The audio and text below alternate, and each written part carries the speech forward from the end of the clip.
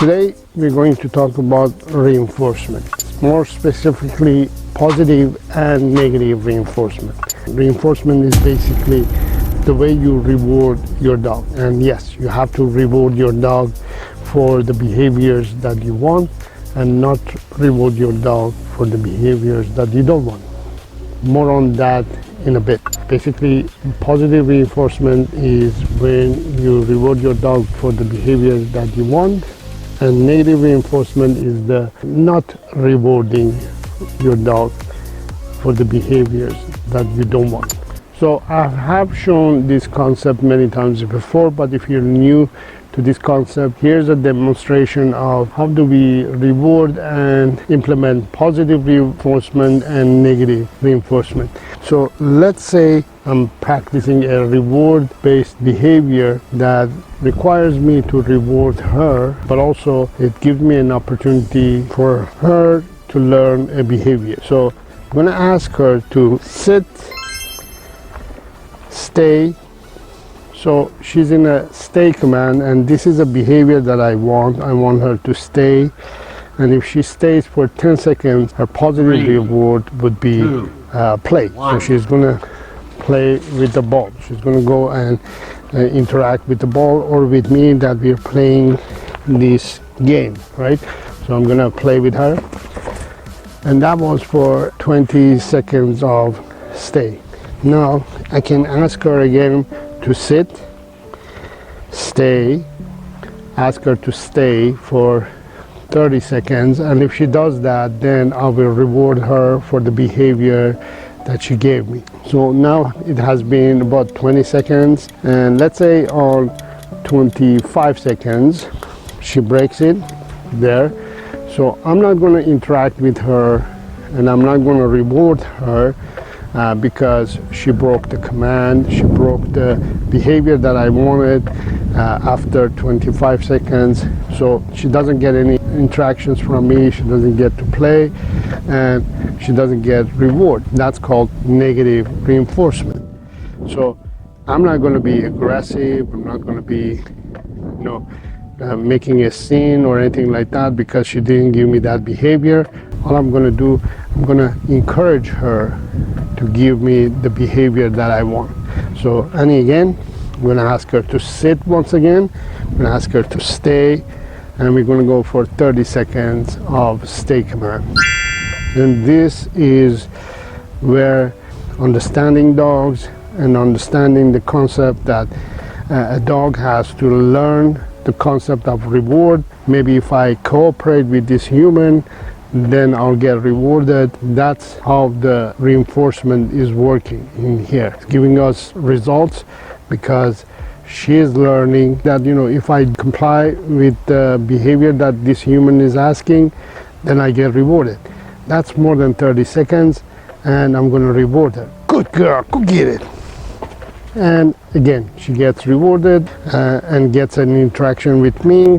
Now, this is when a behavior is being taught. This is when I'm in control and she's in control and the environment is in control situation, and we're teaching a behavior. Now, if she makes a mistake, or if she's aggressive or she's reactive or anything like that, that's not the time for me to teach positive or negative reinforcement, because it's not in the right mindset to learn positive and negative reinforcement, because the mind is already in a negative state of mind. And then if I try to work on negative or positive reinforcement, I'm going to complicate and make it a little bit difficult for my dog to associate and learn. So therefore, I'm not going to use positive and negative reinforcement in cases like that. There is more in-depth explanation of reinforcement in dogs, which becomes a little bit scientific and more complicated, but I want to make it a little bit simpler for you. So we're just going to stick to positive and negative reinforcement. I'm going to explain it a little bit more, but for that we have to go to my office on my computer. So let's do that. So we're back in the office. So first of all, understand that the secret to getting the results that you want from your dog is basically understanding how dogs learn. And dogs learn by association.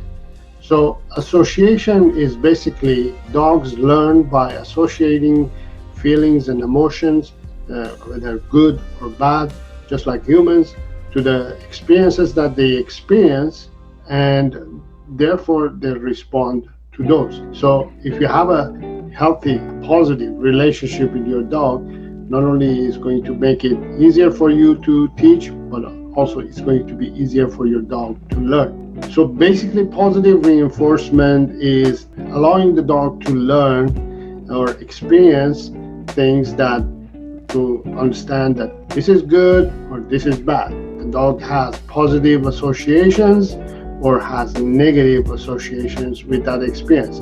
So basically, the dog gets what it wants or the dog doesn't get what it wants. I'm going to show you some examples. So in most cases, I would say dog owners rely on food to tell the dog that this is good or not good. Or dog trainers or everybody mostly uses food.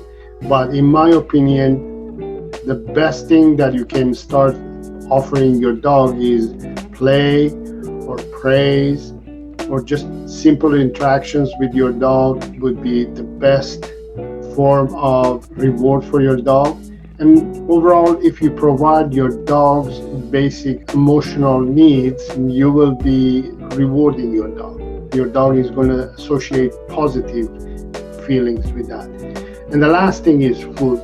But most people, they start using with food. And basically, if you want your dog to associate with negative stuff, negative association, you're going to be using force, pain, or sadness, punishment, or being alone. Most dog trainers also are using these to teach the dog to stop a certain behavior, which again, I don't suggest you to use.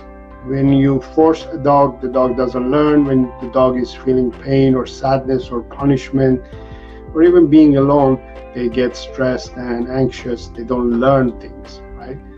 So in general, positive reinforcement, I would say, it's when a dog is having some form of interaction with humans or with dogs and is having fun time and is playing. These are all positive reinforcement, especially when a dog's basic emotional needs has been provided, especially if your dog is spending and interacting a lot of time with you. Now, the negative reinforcement is basically allowing the dog to be left alone a lot, right? Or left in the crate, or not playing with you, or not playing with other dogs, or in general, the dog doesn't play or doesn't go for walks. All these things can cause the dog to become negative and start associating emotions and feelings to negative reinforcement. So I don't want you to get to that level.